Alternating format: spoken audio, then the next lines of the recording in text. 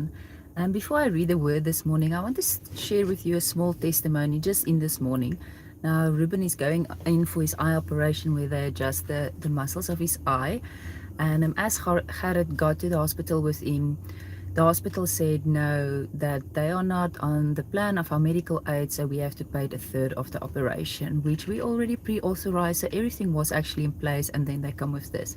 So we call the place and we say, and they said no, everything should be in place, etc. So I sent through the information to Gerrit and patients, my house help, and I.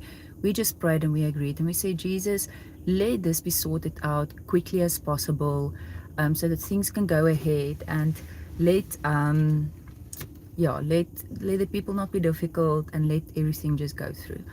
And Gerrit gave them the things, and 5 or 10 minutes later they said, okay, they are waiving that co-payment that we have to make. Now, you can say that that would also happen in the natural, and I'm sure it can happen, and people can fight their fights and with with administrative stuff, and it can happen. But for me this morning, it was just, as a parent, I feel a bit anxious this morning, and even though I've bring this to prayer before Jesus, you are just concerned about your child, so you don't want extra things to worry about. And they sorted it out like that, and I just said to Jesus, well, you are really present even in the small things. So I want to read to you a word today, and it's Hebrews 4 verse 15 and 16. It says, for we do not have a high priest who is unable to sympathize with our weaknesses, but we have one who has been tempted in every way,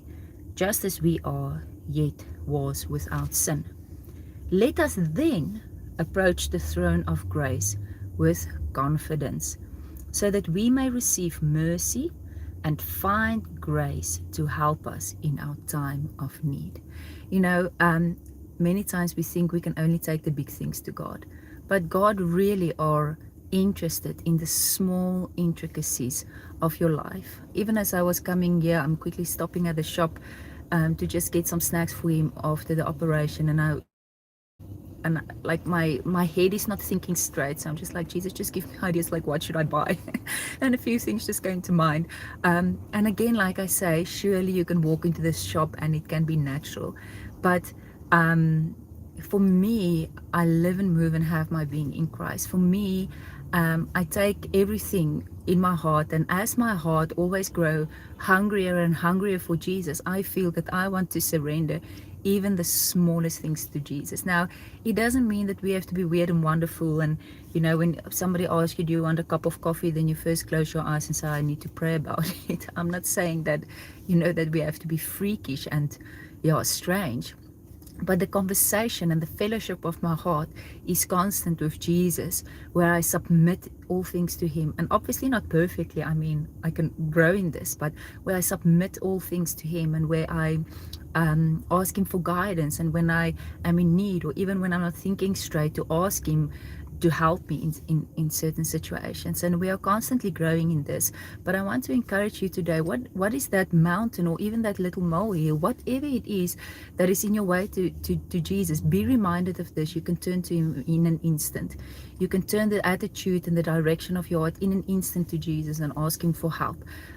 He is there to help you. He says, because he has suffered all temptation, and maybe administration is not temptation, but maybe the anxiety around it can be, even because he has gone through all temptation that a human being can go through, and because he bore all things on the cross, he says, therefore we can approach the throne of grace with confidence, and we will find grace in our time of need.